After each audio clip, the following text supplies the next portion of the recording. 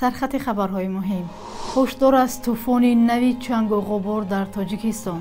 پرزیدنت افریقا خواست پوتین را زندانی نکنند و ترکیه مبارزه با مهاجرت غیر قانونی را پرزور کرد.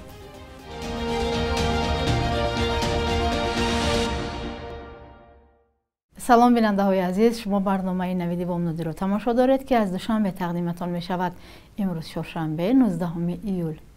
کمیته حالتهای فوق‌العاده با تکیه به اگنتی آب و هواشناسی تاجیکستان خبر داده است که سر از امروز تا 21 ایول کشور را باز طوفان چنگ و غبار فرا میگیرد. کمیته همچنین آگاه کرده است که در روز 19 ایول در یک قطار ناحیه‌های ولایت مختار کوهستان بدخشان، ولایت سوخت و ناحیه‌های توبه جمهوری در نتیجه آب شدن پیریخ‌ها خطر آمدن سیل باقی میماند. کمیته با یک مراجعت نامه از ساکنان درخواست کرده است که در این روزها همه تدبیرهای احتیاط را رعایت نمایند. هنگام حرکت از راه‌های کوهی و عقبه‌ها، هنگام قنوچینی هیزم گیاه‌های کوهی و ماهیداری و شکار احتیاط کنند.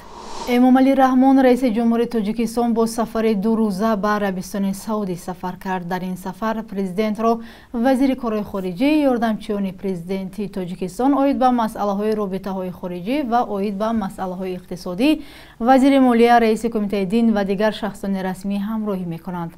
دفتر مطبوعات رئیس جمهور خبر داده است که در نظر است امروز امامعلی رحمان در شهر جده در سمیت نخستین سران دولت‌های عضو شورای همکاری کشورهای عربی خلیج و آسیای مرکزی اشتراک و سخنرانی نماید. قبلا یک منبع در حکومت تاجیکستان به رادیو آزادی گفت امامعلی رحمان و هیئت حکومت به شهر مکه هم سفر کرده مناسک حج عمره را هم ادا می‌کنند. با نوشته خدمات مطبوعاتی پرزیدنت، امامعلی رحمان تا این دم 4 مراتب حج عمره را ادا کرده، 2 مراتب داخلی خانه کعبه شده است. طرفداران حکومت این کار او را یک نوع احترام به ارزش‌های دینی عنوان می‌کنند، ولی سازمان‌های حامی حقوق امامعلی رحمان را برای محدود کردن آزادی‌های دینی در داخل کشور تنقید می‌کنند. هفته جاری سنات امریکا با محاکمه لایحه‌ای می‌پردازد که خراجات اساسی و اولویت‌های مصرفات برای ارتش ایالات متحده آمریکا را در سال آینده معین می‌کند. در مجلس نمایندگان دموکرات‌ها و جمهوری‌خواهان الکی برای حجم کمک به اوکراین، اسقاط حمل و بعضی مسائل دیگر اختلاف نظر پیدا کردند. شهلای گلخوجه گزارش می‌دهد. پالاتای نمایندگان کانگرس آمریکا تحت رهبری جمهوری خواهان روز جمعه با 219 رای طرفدار و 210 آواز مخالف لایحه قانون دفاعی به مبلغ 874.2 میلیارد دلار را تصویب کرد. این مبلغ گذاری نوسازی ارتش آمریکا را پیش بینی می‌کند. تکنولوژی‌های پیشرفته که برای آینده کشور و محافظت آزادی در جهان که در برابر افزایش نفوذ چین و روسیه مهمند، بیش از پیش سرمایه‌گذاری خواهند شد. کوشش 5 جمهوری خواه عاید قطع کمک به اوکراین ناکام گردید. اکثریت جمهوری خواهان همراه با دموکرات ها برای تصویب مبلغ گذاری اوکراین در حجم 300 میلیون دلار جانبداری کردند، اما محافظه‌کاران بر ضد مأموریت بایدن چندین پیروزی به دست آوردند. پول اندازه‌سپارندگان برای مدافع روانه می شود و برای امنیت ملی ما پیش بینی شده است. این برای تبلیغ و دستگیری برنامه رادیکالی بداخلاقانه و طرفدار اسقاط حمل نیست. جمهوری خواهان بر آن نظرند که بیمه طبی دولتی باید اسقاط حمل را برای نظامیان در بر نگیرد و پنتاگون نباید تشبس‌های گوناگون جبهه را که فراگیر آدمان دو جنسه و یا ترانسگندر می باشند رهبری کند. این خیلی بی‌مسئولیتانه است که جمهوری خواهان تندروی ماگا لایحه قانون دو حزبی را که برای امنیت ملی ما مهم است از خود کردند و آن را همچون سلاح برای گسترش ایدئولوژی راستگرایانه خود در آمریکا استفاده می‌برند. این اولویت‌های محافظه‌کارانه در لایحه قانون به معنی است که آن هیچ شانسی گذشتن از سنت تحت نظارت دموکرات‌ها را ندارد. معلوم است که بسیاری از این اصلاحات احتمالاً لغو می‌شود و سنات یک واریانتی کمی دیگر خواهد داشت، اما در مجموع این افزایش خراجات مدافع و بلند برداشتن معاش سربازان ما است. حالا وقتی خیلی مهم است، این جهان خطرناک شده است. سنات روز سه‌شنبه با محاکمه لایحه قانونگذاری آغاز می‌کند. انتظار می‌رود که طرح نهایی از لایحه قبول نموده پالاتای آمریکا خیلی فرق خواهد داشت. رئیس جمهوری آفریقای جنوبی از دادگاه بین‌المللی جنایی خواست برای بازداشت ولادیمیر پوتین رئیس جمهوری روسیه اجازه ندهند. قرار است ماه اوگوست در یوهانسبورگ آفریقای جنوبی نشست سران بریکس برگزار شود که ولادیمیر پوتین با آن دعوت شده است.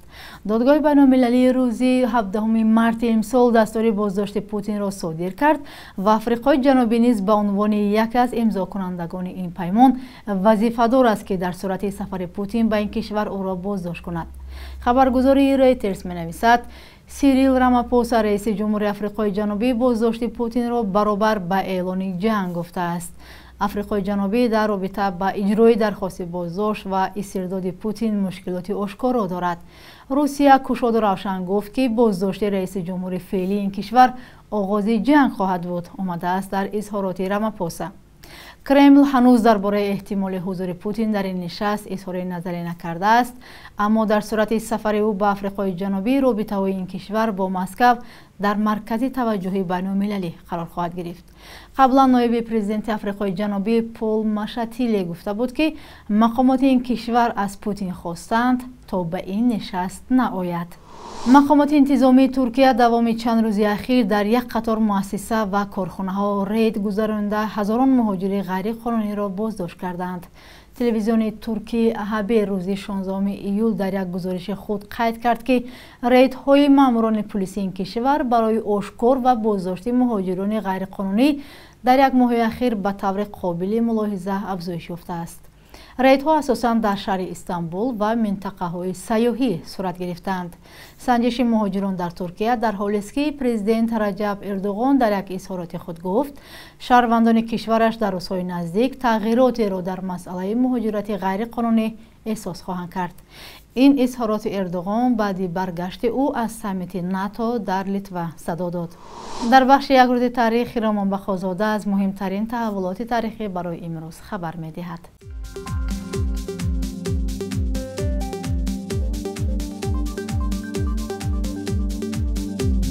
19 ایول سال 2010 بر اساس اصلاحات نوی کودکس جنایی تاجیکستان شخصان مجرم در جنایات اقتصادی و یا انتظامی می توانند بر عوض سپاریدن جریمه از زندان آزاد شوند. قانونگذاران گفتند که چنین معیار هدفهای بشردوستانه داشته پیش راهی به زندان رفتن صاحبکاران و تاجران زیاد را گرفته می تواند. از دیدگاه منقدان چنین تغییرات افرادی با نفوذ و مقامات فسادکار را از زندان نجات می دهد. 19 ایول سال 2019 مقامات روسیه گفتند در نیم ساله اول 10,000 شهروند تاجیکستان شهروندی روسیه را قبول کردند و سال تا سال شمار شهروندان روسیه از این حساب زیاد می شود. قانون‌های تاجیکستان دو شهروندی را اجازه داده است و اکثر آنهایی که روسیه را مکان کار و درآمد انتخاب کرده اند گرفتن شهروندی این کشور را از زندگی به حیث مهاجر موسمی اولاتر می دانند. 19 ایول سال 2012 در دوشنبه در سن 81 سالگی تاریخشناس تاجیک منصور باباخانوف درگذشت. مؤلف صدها کار و تحقیقات علمی سالهای اخیر به آموزش حیات و فعالیت تاجیکان برون مرزی معروف بود. بانک ملی قرب اسعار خارجی را برای امروز چنین تعیین کرده است: 1000 روبل 120 سومانی، 100 دلار آمریکایی 1092 سومانی و 100 یورو به 1226 سومانی عوض کرده می شود. در بانک‌های تجارتی قرب اسعار می تواند کمی فرق کند.